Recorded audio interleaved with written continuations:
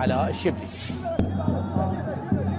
وهنا حالة طرد، حالة طرد. لا يا كرار، لا يا كرار.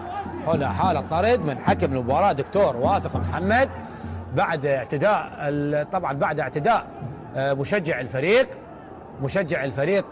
مشجع احد مشجعين الموجودين، تدخل على كرار ومن ثم كرار قام بالاعتداء، فدكتور واثق محمد قام بطرد اللاعب كرار. طبعا هناك تسرع من الحكم المباراة وايضا كرار جاسم. المفروض على طبعا حكم اللقاء اخذ كرار جاسم بعد ابعاد المشجع. هنا الاعاده، نعم، اعتداء من حكم اللقاء ومن ثم كرار جاسم يعود اليه. طبعا ردة فعل اللاعب طبيعيه جدا بعد هذا الاعتداء، بالفعل ردة فعل طبيعيه جدا، لكن حكم المباراه طبعا صحيح قرار حكم بطرد اللاعب كرار جاسم قرار صحيح، لكن ليس بهذه السرعه. يجب ان ابعاد المشجع خارج الملعب تماما ومن ثم المجيء بكرار وطبعا وشرح له القانون واعتدائك على اي شخص داخل أرضية الملعب، سواء حامل الكرات أو أحد الكادر الطبي أو أحد الكادر